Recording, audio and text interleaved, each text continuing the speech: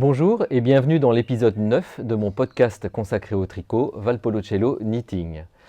C'est en Espagne que de nouveau je vous accueille pour ce 9e épisode où nous avons pas mal de choses à voir en termes de projets terminés, un projet en cours, des projets à venir. Voilà, je suis très heureux de vous retrouver dans cet épisode pour vous faire partager ma passion pour le tricot, pour vous remercier de votre fidélité à cette chaîne et vous dire à tout de suite.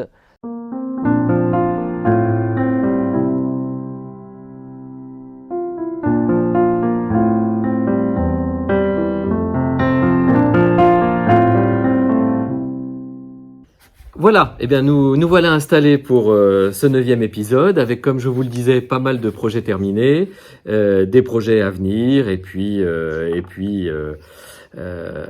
voilà, des en cours et évidemment, je suis Paul et vous pouvez me retrouver sur les réseaux sociaux, Instagram ou Ravelry, sous le pseudonyme Valpolicella et je suis une nouvelle fois ravi de vous rencontrer pour partager cette passion pour le tricot qui nous anime. Vous remercier tous et toutes de suivre cette chaîne, de vos encouragements très souvent bienveillants et qui me permettent de continuer cette aventure avec vous. Si vous aimez ce contenu qui est un contenu d'inspiration, vous pouvez vous abonner à cette chaîne et vous abonner également aux alertes pour ne rien manquer de son actualité. Et si le contenu vous plaît, mettre un pouce qui permettra de référencer la vidéo ici sur YouTube.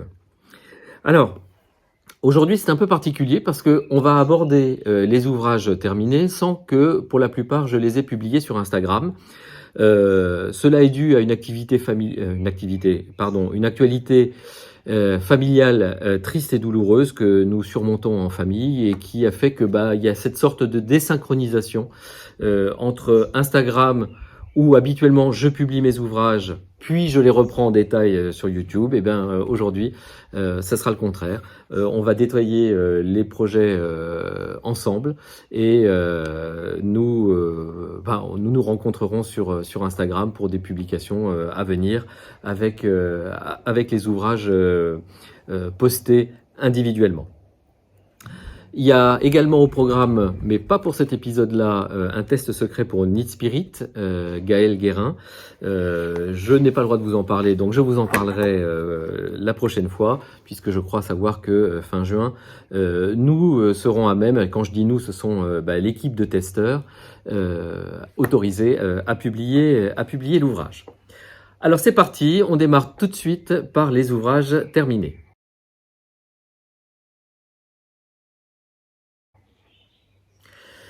Le premier ouvrage, c'est un pull bergère de France, le modèle M1591, qui est un pull col bateau pour femmes et que j'ai tricoté pour ma maman. Alors, je vous le fais défiler ici.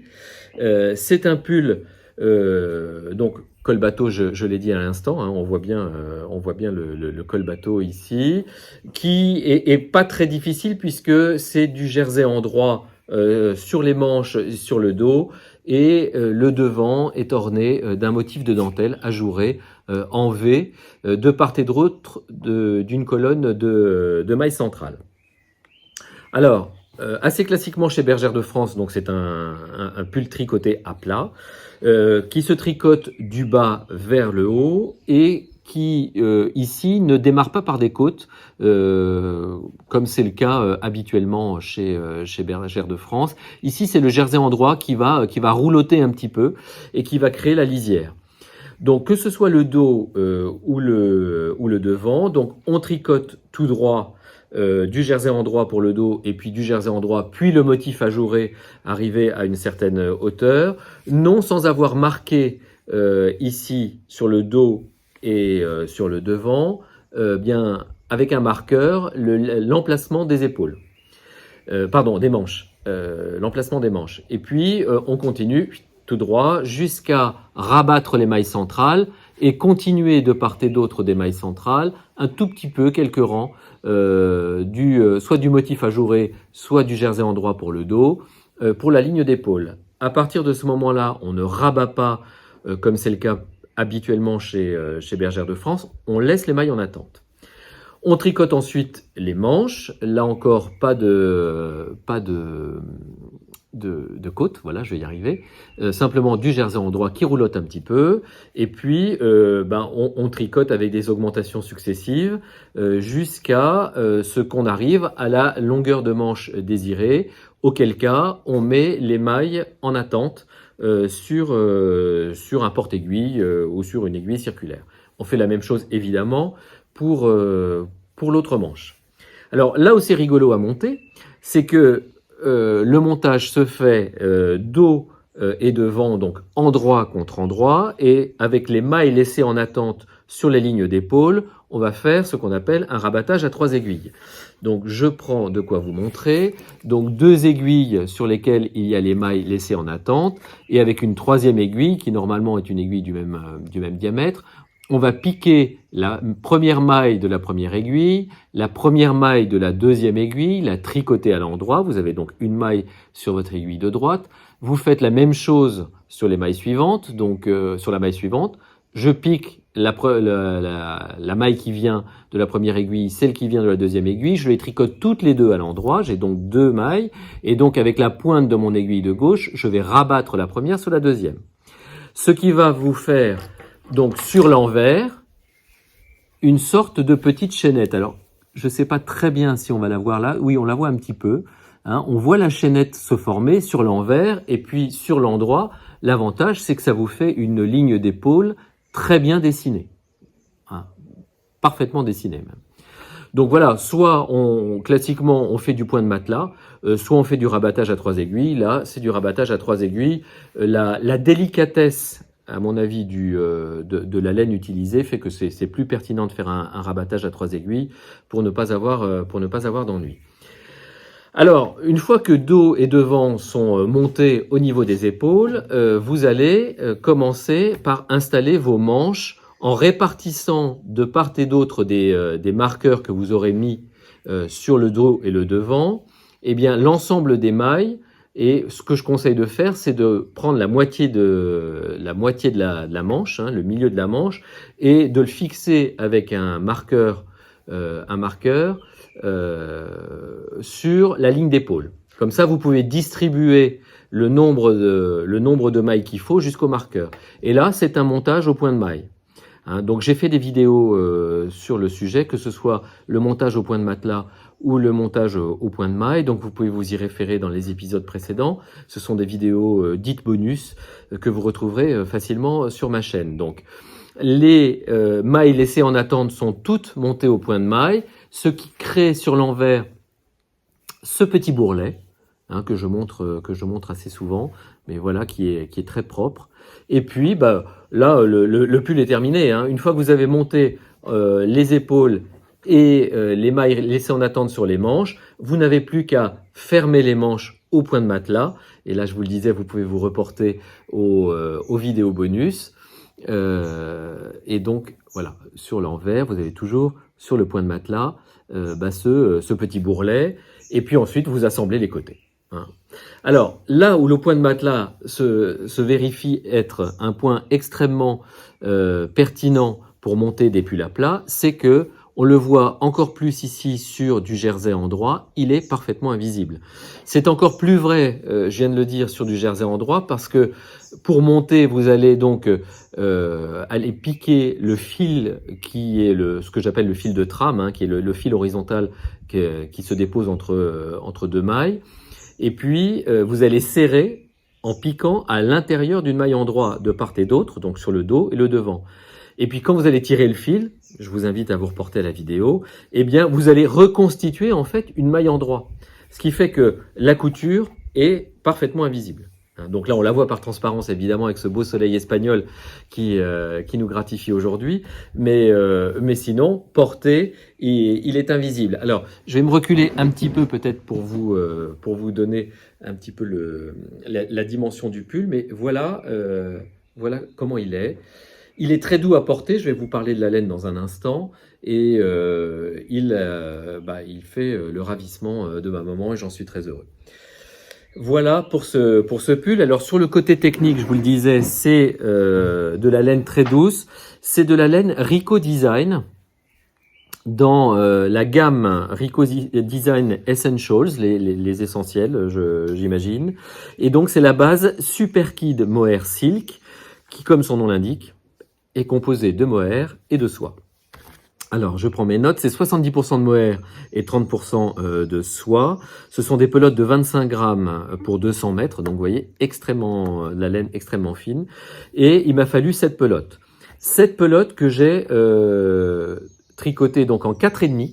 4,5, alors je baisse les yeux parce que je suis en train de séparer les fils. J'ai doublé le fil pour tricoter ce pull. Hein. Donc voilà, ça donne cette fibre doublée très vaporeuse, très poilue dans le bon sens, hein, qui donne ce moelleux, ce moelleux à l'ouvrage.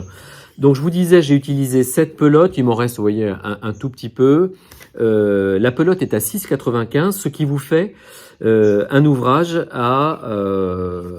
total pour un peu plus de 48 €. Alors c'est toujours un budget évidemment la laine, mais pour un pull de cette qualité, de cette douceur, qui a ce moelleux, cet enveloppant, je vous le montre ici parce que il a vraiment ce côté doudou, hein, et finalement j'ai tendance à considérer que c'est un prix, même si ça représente un budget évidemment, mais c'est un prix assez modique pour le pull de cette qualité. Voilà, je crois vous avoir tout dit sur le pull Bergère de France. Encore une fois, il s'agit du modèle M1591. Il est accessible aux débutants parce qu'il ne présente aucune difficulté technique, si ce n'est celle de savoir rabattre à 3 aiguilles, mais là je dirais que YouTube regorge de tutos sur le sujet. Le rabattage au point de maille peut poser des problèmes, mais je vous invite à vous reporter à la vidéo que j'ai fait. Et puis sinon, il y a la dentelle, mais là ce sont des jetés, hein, des jetés et des diminutions pour contrecarrer l'augmentation. Donc voilà. Il est tricoté assez rapidement puisque c'est essentiellement du jersey en droit. Peut faire l'objet d'un cadeau que l'on peut se faire soi-même lorsqu'on veut se le tricoter, ou un cadeau pour un être cher. C'est un très bel ouvrage que je recommande et que vous trouverez en patron gratuit sur le site Bergère de France. Et je crois l'avoir dit la dernière fois, mais il vaut mieux passer par le site Bergère de France pour vérifier que les patrons ont atteint la limite de gratuité, hein. C'est-à-dire que très souvent chez Bergère de France, les patrons sont payants, puis lorsque s'écoule une certaine période de temps, eh bien, il passe en gratuit. C'est le cas pour ce pull pour femmes en mohair et soie. Le patron le donne également en mohair et soie, mais évidemment avec une laine Bergère de France que moi je n'ai pas utilisée puisque, encore une fois, j'ai pris de la laine Rico Design. Ce coup-ci, je vous ai tout dit sur ce pull, sauf que je vous ai pas dit la couleur. C'est du vieux rose. La référence, c'est le 014. Voilà. Alors, on passe sur un tout autre ouvrage. C'est une pochette au tricot, une pochette qui s'appelle Bagou. Donc, la pochette Bagou de Béatrice Maz. Voilà la bête. Vous avez peut-être dû, dans les abonnements Instagram qui sont les vôtres, vu passer cette pochette rigolote, parce que elle est tricotée dans le cadre d'un cal, knit along, où tricoteurs et tricoteuses se rassemblent autour d'un ouvrage ou d'un designer pour tricoter le même ouvrage. Alors, Béatrice Maz a lancé ce cal, je crois, en collaboration avec Dominique, dont le pseudo est Domi Victoine sur les réseaux sociaux.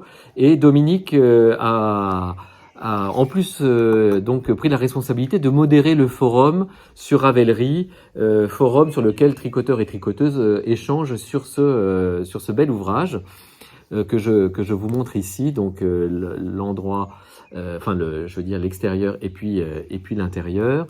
Alors toutes mes excuses à Dominique parce que j'ai pas beaucoup partagé sur le forum Ravelry. J'avoue avoir tricoté avec l'ensemble avec l'ensemble de l'équipe, mais pas vraiment participé, et je vous en ai donné la raison. Mais en tout cas, voilà, je suis très heureux de vous présenter cet ouvrage-là. Donc c'est une pochette dans laquelle vous pouvez faire ce que vous voulez, puisque elle peut servir à tout un tas de choses.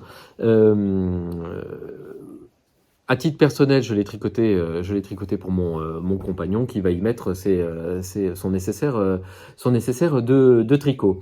Alors, elle est donnée en deux tailles. Elle est donnée en deux tailles dans le patron, une qui est approximativement de 15 cm, une autre de 20. Moi, j'ai fait la grande taille également. Alors, je suis un peu plus de 20 parce qu'en mauvais élève, je n'ai pas fait d'échantillon. Donc, j'y suis allé comme ça à la va comme je te pousse, si je peux me permettre cette trivialité. Et puis, je me suis retrouvé avec une pochette qui est approximativement de 24 cm. Et vous voyez que le fermoir que j'ai utilisé est un fermoir de 20 et qui a donc pour conséquence donc de rétrécir la pochette sur son haut. Alors bon, moi ça me dérange pas. Et puis soit je recommanderais un fermoir plus grand, qui est un fermoir métallique de type clic-clac, soit je laisserai comme ça parce que ça nous plaît comme ça à tous les deux. Alors cette affaire-là, c'est pas difficile, c'est très rigolo à faire. Vraiment, si vous cherchez un patron ludique qui vous permette d'explorer tout un univers technique, parce qu'on apprend beaucoup de choses dans ce patron, n'hésitez pas, tricotez cette pochette parce que elle vous permet de tricoter donc à deux couleurs, de faire des augmentations, de séparer des mailles, de les mettre en attente, de les rassembler, de les reséparer, de tricoter l'extérieur qui est donc ce motif ajouré, puis ensuite l'intérieur, de rassembler le tout. Je vais vous décrire ça plus en détail maintenant, mais voilà, de rassembler tout au fond de la pochette, donc sur la partie basse, et d'avoir au final un très bel ouvrage. Eh bien, n'hésitez pas, tricotez cette pochette Bagou, encore une fois de Béatrice Maz. Alors, on regardera le côté technique, comme j'aime à l'appeler plus tard, s'agissant de la laine. On va déjà essayer de comprendre comment s'est bâtie cette affaire-là. Alors, j'ai le sourire parce que, encore une fois, je vous dis, j'ai pris un immense plaisir à tricoter cet ouvrage, tant il ne permet pas d'ennui. C'est-à-dire que pour parler plus précisément, on va commencer par monter des mailles avec la couleur A, qui ici est la couleur extérieure, ce beau vert anis dont je vous parlerai tout à l'heure, mais que vous avez déjà rencontré dans mon épisode précédent. Assez vite, lorsque vous avez monté vos mailles, vous allez, avec la deuxième couleur, faire des augmentations, donc tricoter les mailles de la couleur A et faire des augmentations avec la couleur B. Et donc vous allez vous retrouver sur la même aiguille, donc séparément, c'est d'abord cette bordure-là, pas du tout, c'est pas tricoté en rond dans un premier temps.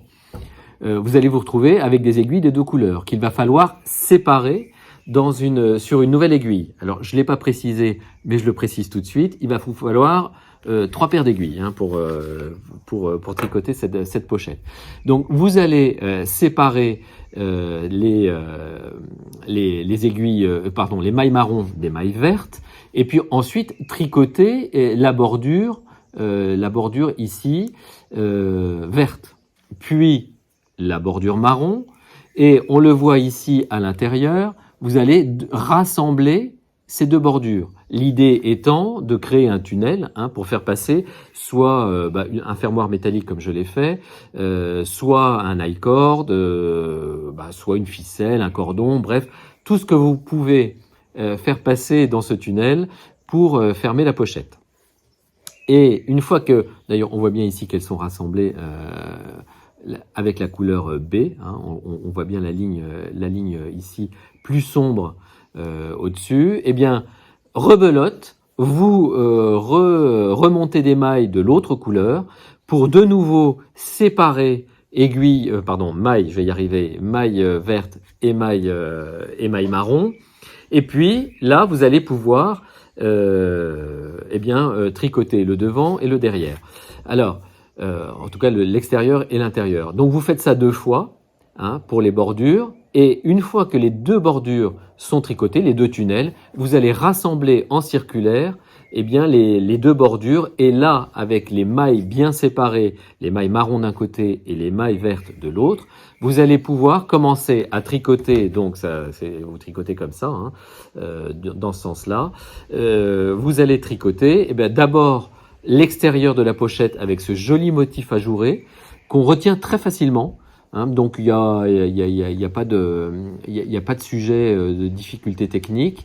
Et ensuite, lorsque vous arrivez en haut, vous mettez les mailles en attente et puis vous allez tricoter l'intérieur qui n'est que du jersey endroit. Donc voilà, j'essaie de le défaire un petit peu pour bien vous montrer. Et puis, lorsqu'il s'agit de rassembler, là vous allez faire non pas un rabattage à 3 aiguilles, mais à 5 aiguilles, puisque vous avez des mailles, les mailles ici marron, les mailles vertes, les mailles marron de l'autre côté et les mailles vertes ici en attente. Et puis avec une 5e aiguille, vous allez tricoter en fait. Alors soit au départ un rabattage à 3 aiguilles avec que la couleur marron, mais quand vous allez arriver là, puisque vous voyez ici le jeu de diminution qui rétrécit le motif vert pour laisser apparaître l'intérieur, vous allez rabattre l'ensemble des mailles, qu'elles soient vertes et marron, en une seule maille et créer le petit bourrelet intérieur, la petite chaînette qui va faire que, je vous le montre, la chaînette intérieure de rabattage ici, et qui va créer et solidariser finalement la pochette. Il ne reste plus qu'à mettre le fermoir, voilà, je cherchais mes mots, et vous avez ce superbe ouvrage terminé. Assez étonnamment, il va assez vite. Donc là aussi, c'est un très joli cadeau que vous pouvez faire à des proches parce que la variété d'utilisation qu'on peut en avoir est quasiment infinie. Donc il y a vraiment pas de difficulté. Comme à chaque fois dans les patrons de Béatrice Maz, on est très bien accompagné. Donc la version que moi j'ai tricotée est une version où les indications sont données ligne à ligne, et comme à chaque fois, Béatrice Maz met des petites cases à cocher lorsqu'on a terminé le rang, donc c'est quand même très difficile de se perdre, sauf si évidemment on a oublié de marquer sa petite coche dans la case. Donc on est très bien accompagné. Alors je crois savoir que dans le forum, certains tricoteurs ou tricoteuses auraient préféré des diagrammes, et je crois que le patron maintenant est donné en explication ligne à ligne et en diagramme pour celles et ceux qui préfèrent lire les diagrammes. Donc voilà cette jolie pochette qui, encore une fois, a été un régal à tricoter. Sur les données techniques, vous avez déjà rencontré ces couleurs. Alors je vais faire un petit peu d'autopromotion. Je vous avais montré un patron que j'ai sorti, un patron de chaussettes qui sont les Bellano Socks, que j'avais conçu en partenariat avec mon ami Didier au fil de Russe, et qui pour cela m'avait fourni 2 écheveaux de 100 grammes de sa base Giseyak, qui est 70% mérino superwash, 10% diac et 10% de nylon. Et j'avais fait donc un patron de chaussettes, les Bellano Socks, et je crois vous l'avoir dit dans l'épisode précédent, j'avais utilisé une 50aine de grammes pour la paire de chaussettes, et donc il me restait, c'était des écheveaux de 100 grammes, il me restait une 50aine de grammes de chaque couleur, et je vous avais dit, à n'en pas douter, je saurais quoi en faire. Et ben voilà qui est fait, puisque la grande taille de la pochette Bagou nécessite entre, je crois, 45 et 50 grammes de laine fingering. Donc voilà, les 2 écheveaux qui m'ont servi à concevoir mes chaussettes m'ont servi également pour cette jolie pochette Bagou. Donc c'est les couleurs Scribe pour la couleur marron et la couleur Osiris pour ce joli vert. ce joli vert anisé qui a beaucoup de reflets. Il est pas du tout uni, hein. On voit d'ailleurs certaines zones plus claires et c'est ce qui fait sa beauté. Alors ça se voyait moins dans les chaussettes en jacquard parce que le motif était très rapproché entre les deux couleurs, mais on voit très bien ici que c'est pas du tout homogène et c'est ce qui fait sa beauté d'ailleurs. Et c'est aussi vrai pour la couleur Scribe qui n'est pas du tout uniforme et qui est aussi elle-même contrastée. Alors, je crois qu'on a pratiquement tout dit. Sur les aiguilles, oui, c'est du 2,5. Ça, je crois pas vous l'avoir dit. Donc, c'est tricoté en 2,5. En termes de coût de revient, j'ai utilisé 50 grammes de chaque couleur, ce qui vous fait une pochette dans la gamme Gizeillac à 24 €, puisque les écheveaux sont à 24 € pour les écheveaux de 100 grammes, et comme j'en ai utilisé 50, eh bien, grammes de chaque, ça vous fait donc 24 €.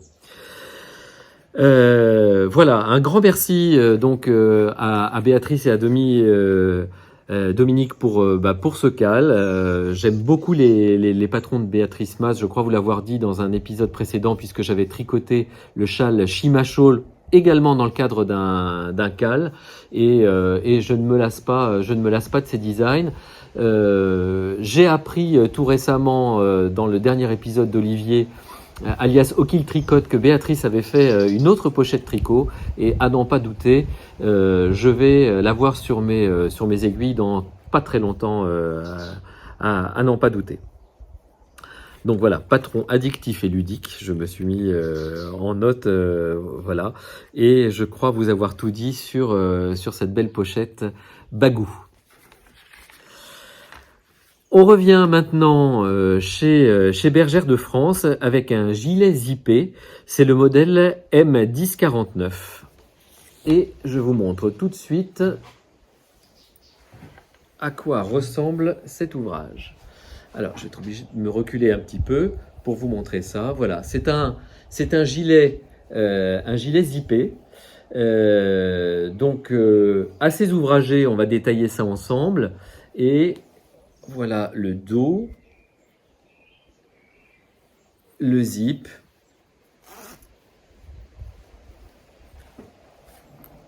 Je me recule bien pour vous le montrer. Et donc, c'est un modèle Bergère de France. Alors, ce modèle, il a été conçu par Bergère de France pour être tricoté avec de la laine Magic Plus ou Magic Plus. Je crois vous en avoir déjà parlé quelques fois de cette laine, je l'aimais beaucoup. C'était une laine extrêmement gonflante où il y avait de la laine et de l'acrylique et qui avait cet immense mérite de faire un tricot extrêmement régulier. Alors, pour une raison, moi qui m'échappe, Bergère de France l'a arrêté. Néanmoins, j'ai pris ce patron que j'aimais beaucoup et je l'ai retravaillé pour le tricoter dans une autre laine dont je vous parlerai évidemment tout à l'heure. Mais je vais déflorer le secret tout de suite, c'est de la Sport Plus. Donc, il a juste fallu adapter l'échantillon et c'était pas grand-chose à faire.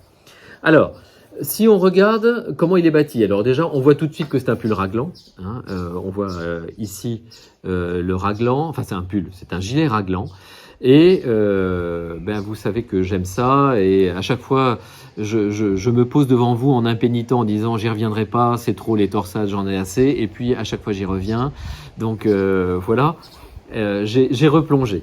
Donc si je regarde le dos, parce que on verra peut-être mieux les motifs, donc je dirais qu'au milieu du motif, vous avez du point de riz. Ce point de riz, il est séparé par deux colonnes de mailles glissées. Hein. C'est une sorte de colonne de côte anglaise, mais c'est pas il y en a qu'une. Hein. Il y a une colonne de mailles. Puis vient une torsade 4/4 en jersey endroit qui présente aucune difficulté. De nouveau, une colonne de mailles glissées, et puis une torsade un peu plus ouvragée, hein, une torsade qui symétrique et en regard, qui est cette grande torsade là.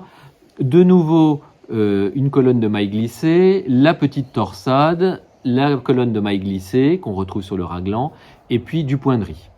Donc voilà, tout l'ouvrage se compose de cette alternance de pointerie, donc de motifs de pointerie. Les colonnes de côte anglaise servent à délimiter les motifs, donc pointerie, côte anglaise, petite torsade, côte anglaise, grande torsade, côte anglaise, petite torsade, côte anglaise et pointerie.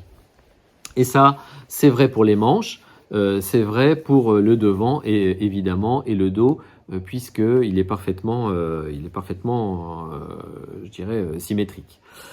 Alors, le voilà, donc on le tricote, donc c'est du tricot à plat, et vous savez que j'aime ça, et je vous le dis à chaque fois, mais je pense que vous commencez à le savoir. Donc voilà, on tricote d'abord le dos, du bas vers le haut, et on fait quelques côtes, et puis on démarre le motif.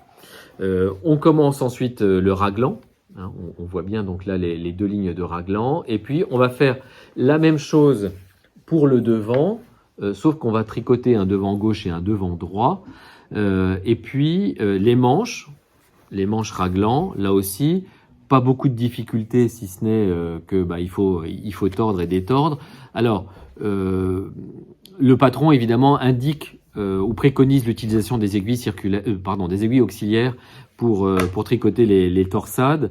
Je l'ai fait sans aiguille auxiliaire, hein, parce que les torsades ne croisent jamais plus de 4 mailles en droit, donc on peut très bien le faire sans aiguille circulaire. Ça permet d'aller beaucoup plus vite et de ne pas dépendre de cette aiguille auxiliaire que d'abord on passe sa vie à chercher. Enfin, je ne sais pas si c'est le cas pour vous, mais en tout cas ça l'est pour moi. Et donc je préfère tricoter sans aiguille auxiliaire. Et une fois que vous avez tricoté les deux devants, le dos et les manches, eh bien le patron vous indique de tricoter le col en côte 1-1 et d'en faire, alors là je crois qu'il y avait 10 cm à faire, et on verra tout à l'heure comment on le pose, puisque vous voyez que ce col il est replié en deux, hein, et ça s'explique puisqu'il faut aller envelopper. Il faut envelopper le zip. Alors, une fois qu'on a toutes ces pièces tricotées à plat, aucune originalité, je dirais. C'est du montage au point de matelas. Donc, on assemble d'abord les raglans. Comme toujours pour des pulls raglans, on commence toujours par assembler les devants et les manches sur les raglans, puisque c'est ça qui va structurer l'ouvrage. Donc ça vous donne finalement, si on regarde à plat, une sorte d'étoile, hein, avec le devant, les deux devants comme ça, et puis les manches et le dos, hein. Donc une fois que vous avez fait ça, vous allez rassembler, vous allez coudre les manches, et là c'est l'assemblage au point de matelas sur du point de riz, et vous faites pareil sur les côtés. Alors là aussi, le point de matelas, normalement, comme je vous l'indiquais, et je crois avoir pris cet exemple-là dans la vidéo que j'ai faite sur l'assemblage, vous ne devez pas voir de décalage entre les motifs. Et on voit ici qu'ils sont parfaitement en place, c'est-à-dire que si ce n'est, même quand je tire, on ne voit pas de différence entre la partie tricotée et la partie cousue. C'est un peu le principe. Alors on voit toujours un petit peu la partie bourrelet ici, mais si on prend l'ouvrage de manière un peu naturelle, eh bien on ne voit pas de couture, et c'est ce qui fait un peu la magie de ce point. Alors, comme en plus c'est un pull raglan, vraiment il y a pas de difficulté pour faire coïncider devant et derrière, puisque ça s'emboîte, hein, c'est le principe du raglan. Donc pour les manches, je dirais que on voit peut-être un peu plus la couture, parce qu'il y a des augmentations qui font que des fois il faut jouer, hein, un petit peu au montage pour que ça se voit pas trop. Mais là on voit bien que voilà, j'ai dû un peu tricher pour récupérer une ligne de maille qui puisse s'emboîter en point de riz. Donc voilà, sur les manches avec les augmentations c'est moins évident. Bon, après c'est pas la partie qu'on regarde le plus, hein, le dessous des manches. Je dirais que le côté est plus important, et sur ce côté-là, eh bien le patron est extrêmement bien fait, puisqu'il vous permet de faire une couture impeccable. Alors, je dirais que À ce stade, on a presque tout monté, sauf le col. Alors, le col, on vous demande de tricoter une dizaine de centimètres et de laisser les mailles en attente. Les mailles en attente vont être fixées sur le devant et le dos au point de maille. Et puis, vous rabattez ensuite vers l'intérieur le col, et là, vous allez rabattre au point de matelas pour fermer finalement ce col et faire ce bourrelet bien dodu qui va permettre de bien enserrer la gorge et puis surtout, encore une fois, de contenir la fermeture éclair.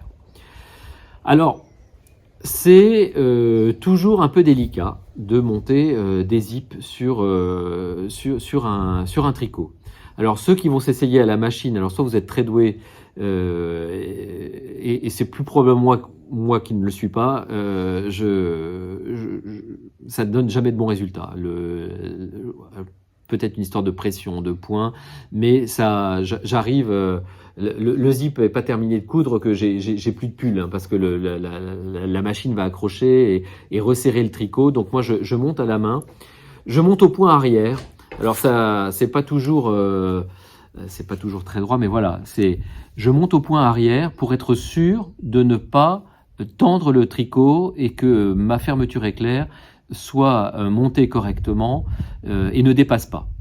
C'est le seul moyen que j'ai trouvé, c'est du point arrière classique, hein, et puis je complète toujours dans les zips par un point de colle à tissu pour que la lisière du tricot ne dépasse pas ou qu'on n'enchasse pas des mailles dans le curseur lorsqu'on ferme l'ouvrage. Donc moi c'est un peu double fixation, encore une fois du point arrière sur le zip, que je fais assez large comme vous voyez, justement pour ne pas resserrer l'ouvrage. Et puis je complète par de la colle à tissu pour maintenir le zip en place. Et au final, je suis très très content du résultat. On a un gilet zippé prêt pour l'automne, je dirais, puisque j'espère que le printemps et l'été nous dispenseront de le porter maintenant. Voilà. Sur ce beau pull sur ce beau gilet, pardon, qui est un pull qui est ouvragé, qui est pas du zéro cerveau, mais qui n'est pas très difficile dès lors que on sait faire des torsades ou des mailles doubles, puisqu'il n'y a que ça, hein. Et voilà, le motif se retient très bien. Je veux dire, il n'y a pas besoin on sait très vite où on est et on n'a pas besoin de regarder le diagramme. Enfin, tout s'enchaîne très bien. Alors, c'est un pull, donc je vous l'ai dit, qui avait été conçu pour être tricoté en Magic Plus et qui donc a été tricoté en Sport Plus.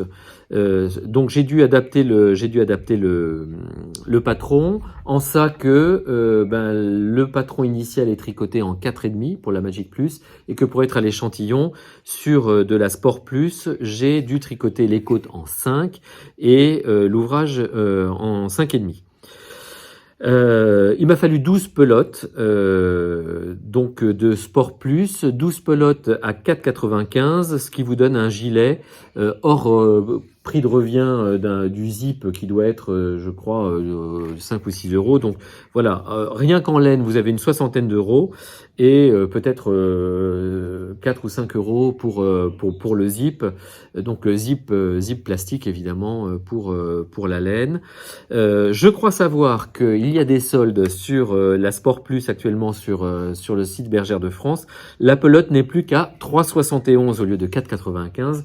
Alors si vous aimez la Sport Plus, qui est une laine très facile à tricoter, composée donc de 51% de laine et 49% d'acrylique, eh bien n'hésitez pas, allez sur le site Bergère de France et achetez de la Sport Plus.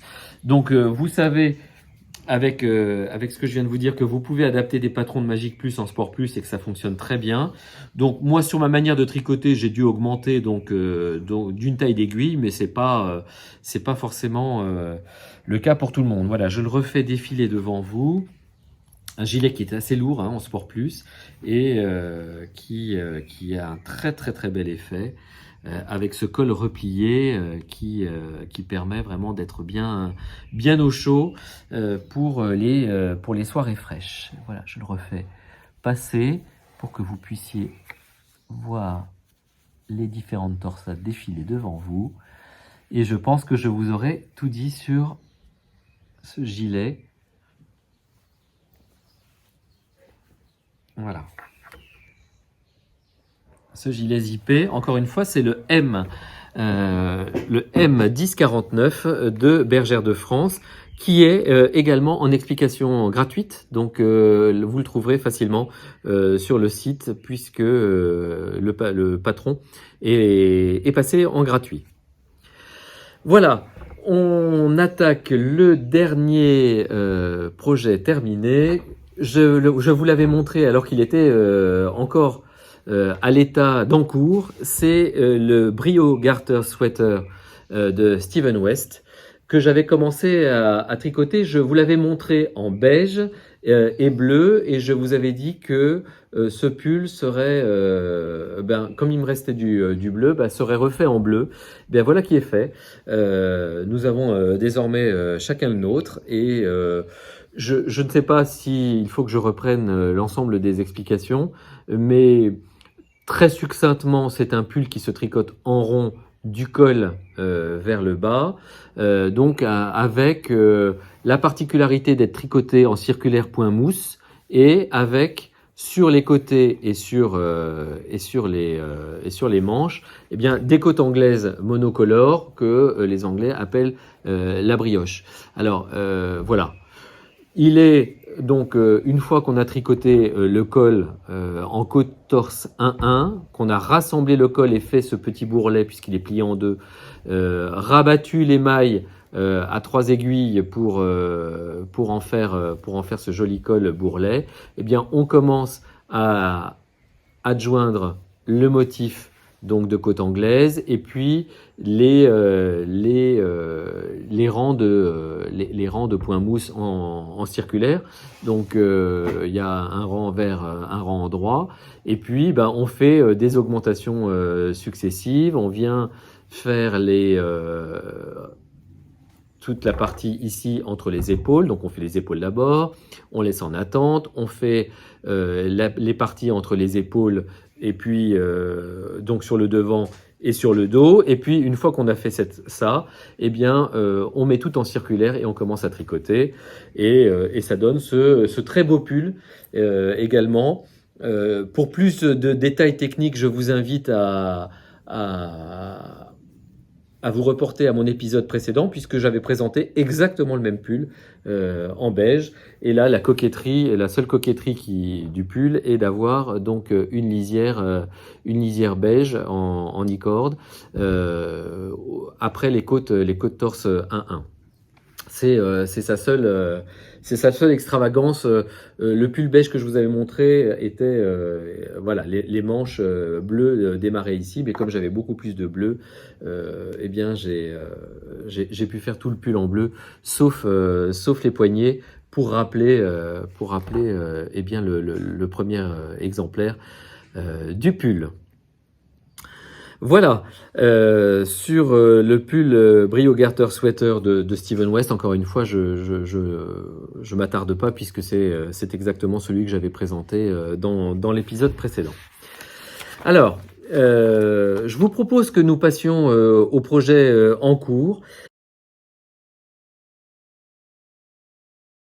Il y a 3 projets en cours.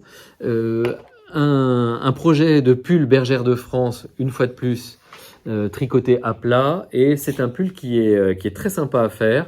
C'est le pull que je retrouve mes notes. Voilà, c'est le pull multipoint Marcel Bergère de France, c'est le M0972. Alors, c'est un pull qui, là aussi, avait été donné par Bergère de France pour être tricoté en Magic Plus. Alors, comme je vous l'ai dit, la Magic Plus n'existant plus, j'ai dû faire avec et j'ai tricoté là avec de la Merino 7 dont je vous parlerai tout à l'heure. Mais vous voyez ici le devant, Il porte bien son nom de pull multipoint, puisque vous avez... hop, je me rassieds, pardon. Vous avez en multipoint un point damier, des torsades en veux-tu, en voilà, avec cette très jolie torsade centrale qui rappelle un peu des motifs de cordage ou de marin, un peu, ça fait un peu comme si c'était de l'art manuelin, ce qui pour un portugais est plutôt sympa. Un point losange ici que vous voyez.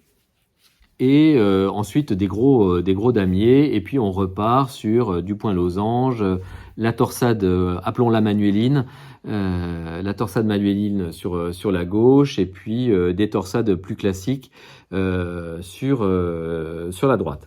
Alors ça c'est le devant, hein. On le voit là, donc il aura une très très belle allure. Le dos est plus simple, hein, c'est que du point damier. Je le prends ici. Voilà, le point damier avec une encolure classique, hein, donc on rabat les mailles centrales et on continue séparément de chaque côté. Des encolures qui ne sont pas des encolures raglan, hein, comme on voit ici, elles sont très arrondies. Et puis j'en suis, voilà, j'ai terminé ce matin la première manche avec donc du point damier, une petite torsade, donc là c'est des torsades, on croise 2 mailles à chaque fois, 2-2, et puis une torsade 1-1, et puis la torsade manueline au centre, donc qui descend de toutes les épaules jusque sur les côtes. Alors, il est tricoté des côtes vers le haut, hein, assez classiquement. J'ai fait un montage tubulaire 2-2 avec montage provisoire, comme vous voyez ici, alors moi j'aime bien ce montage-là sur les pulls tricotés à plat pour le devant et le dos, parce que je trouve que ça fait pas de petits zigzags qu'on peut retrouver. Alors je sais pas si on le voit là, mais voilà, ça fait pas du tout ce zigzag-là sur les manches sur les manches du gilet. Donc autant la manche, j'ai fait vraiment un montage classique où on voit le petit zigzag, mais pour que le pull se tienne bien, j'aime bien le montage tubulaire côte de 2 avec fil provisoire. Donc là, c'est un montage qu'il faut faire avec une taille d'aiguille d'une unité moindre que celle avec laquelle vous allez tricoter les côtes, pour que ça soit quand même assez resserré, mais ça fait un rendu très professionnel. Vous voyez, il n'y a pas... Les côtes sont très belles, elles se tiennent bien, voilà, j'aime bien. Mais autant je trouve que c'est intéressant sur le devant et le dos du pull, autant je suis moins persuadé que ça apporte grand chose sur un petit diamètre comme celui d'une manche. Donc là j'ai juste fait un montage classique. Donc voilà un très beau pull que j'ai hâte de terminer. Il reste donc la deuxième manche à faire, et puis le col qui est un col qui sera monté au point en côte de 2, qui sera monté au point de maille. Alors j'ai utilisé, je l'ai dit, de la laine Mérinos 7 pour remplacer la Magic Plus, qui m'a demandé de retravailler l'échantillon pour finalement tricoter là aussi en 5-5 au lieu de 4-5. La Mérinos 7, c'est 100% de laine Mérinos Superwash, provenant des îles Falkland. Je cite le site Bergère de France, et c'est la couleur écrue. Donc j'ai 11 pelotes pour le faire normalement, et donc 11 pelotes à 14,30. Alors là on voit qu'il n'y a pas de fibre synthétique et que c'est que de la pure laine, ce qui donne un pull pour à peu près 158 €.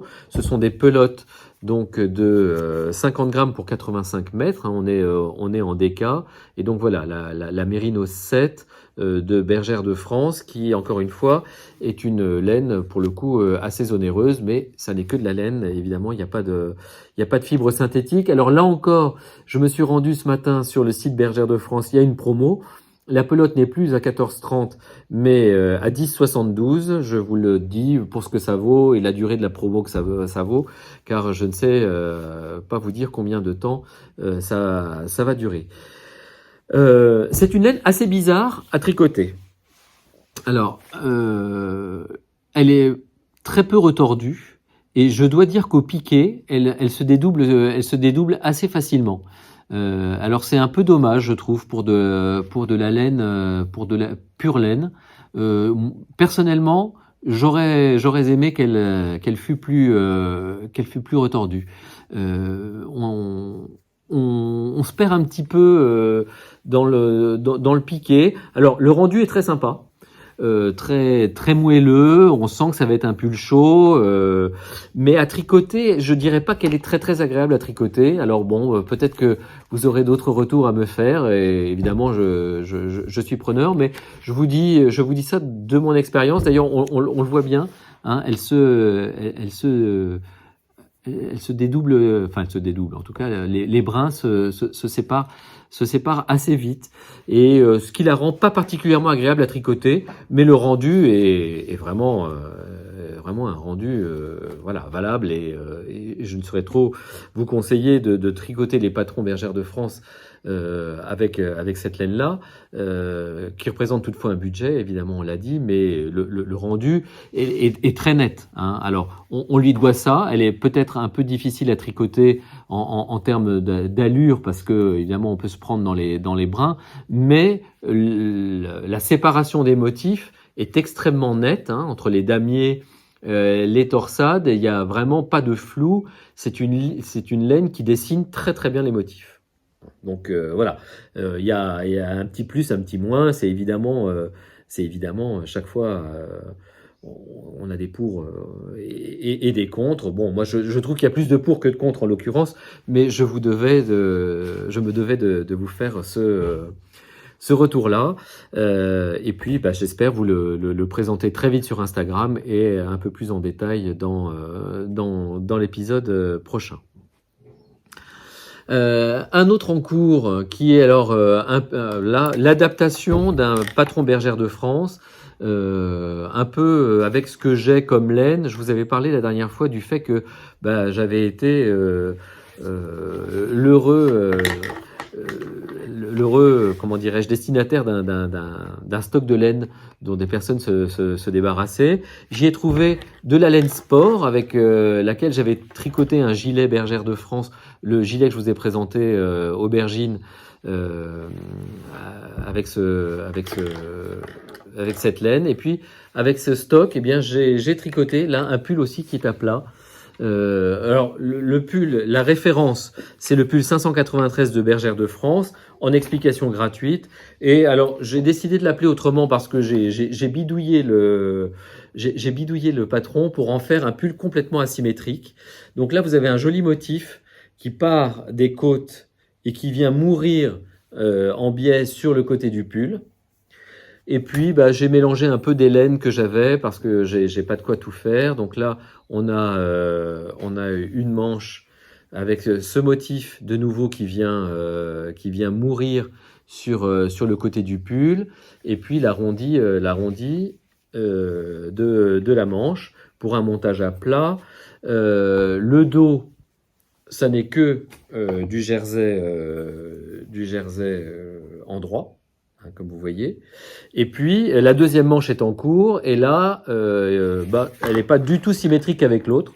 Voilà, j'ai changé, j'ai commencé par le gris ici à droite, et puis par le vert à gauche, et puis j'ai fait plus petit en gris à droite, et je ferai plus grand de vert à gauche. Voilà, c'est selon l'inspiration. Donc le modèle, c'est bien un pull col montant 593 chez Bergère de France, mais quant à sa réalisation, eh bien je laisse un petit peu parler mon envie en fonction de ce que j'ai envie de faire, et puis des pelotes que j'ai. Donc la sport, la voilà. C'est une laine qui était à 50% laine et 50% acrylique, alors que la Sport Plus, je vous l'ai dit tout à l'heure, est à 51,49. Et ça se sent au toucher. C'est une laine un peu plus rêche, un peu plus rêche et un peu plus rigide que la Sport Plus actuelle, qui avec le petit pourcent d'acrylique en plus donne ce moelleux que cette laine-là n'a pas. Alors en revanche, elle est beaucoup plus chaude, peut-être parce que plus resserrée, et c'est vraiment des pulls d'automne très agréables à porter lorsque les premiers frimas arrivent. Enfin, je vais faire un petit peu d'autopromotion. Je suis sur une paire de chaussettes que j'ai dessinées, les Ardeno Socks. Je suis en train de faire la deuxième. C'est des chaussettes en jacquard que je tricote avec un kit teint par Didier au fil d'eau russe. Et c'est des chaussettes que je tricote pour mon compagnon dans ce joli rose et ce brun presque noir. Alors le rose est très très très beau parce que il a des tas de petites comment dirais-je couleurs qui viennent en plus du mauve plus foncé, du vert, du bleu et ce joli gris contrasté. Eh bien voilà, c'est une paire de chaussettes que j'avais commencé, je l'avoue, il y a un moment et voilà, j'ai décidé de terminer en pareil pas pareil, hein, c'est-à-dire que là les côtes sont brunes, et ben là elles sont roses, et puis le motif sera inversé, hein. Donc les V bruns seront roses, alors que les V roses ici seront bruns. Et j'avoue que le fait d'être venu en Espagne et d'avoir à prendre des transports aériens pour venir, c'est vraiment l'ouvrage idéal. C'est l'ouvrage idéal pour tricoter dans les aéroports ou dans les avions. Voilà, nous en sommes à 55 minutes de conversation ensemble. J'en ai terminé pour cet épisode-là. Non sans vous avoir remercié une fois de plus de votre fidélité à ce podcast. Encore une fois, si ce contenu vous intéresse, n'hésitez pas à mettre un pouce vers le haut, à vous abonner à la chaîne et à me faire part de vos commentaires, de sorte que nos échanges, comme très souvent, se poursuivent sur YouTube. Merci de me faire confiance pour celles et ceux qui me demandent des conseils. Alors j'essaie de répondre à la mesure de ce que je peux vous donner comme information pour la réalisation de vos ouvrages. C'est toujours avec un grand plaisir. N'hésitez pas. Et j'espère vous retrouver très bientôt pour le 10e épisode du podcast Valpolicella Knitting. À tous un grand merci. Passez un beau printemps, peut-être un bel été avec peut-être un épisode, donc le 10e, à la fin de l'été pour vous montrer ce que j'aurai tricoté d'ici là, puisque j'ai pour projet de me mettre au crochet. Et je crois l'avoir dit lors des confessions tricotesques, que j'avais fait avec Nathalie, alias Simone et Ginette. Je me suis rappelé que dans ma famille on tricotait énormément de coton mercerisé pour faire d'immenses couvre-lits, etc. Eh bien j'ai grâce au tuto de Didier qu'il a sur sa chaîne YouTube, envie de me mettre au crochet pour tricoter des rideaux au crochet. Donc je vais essayer, et puis c'est un projet que probablement je vous montrerai la prochaine fois. Puis j'ai des idées de châles aussi que je vous montrerai dans pas très longtemps. Donc encore une fois, merci de votre fidélité, merci de vos encouragements. À très bientôt pour le 10e épisode. Je vous embrasse. À bientôt.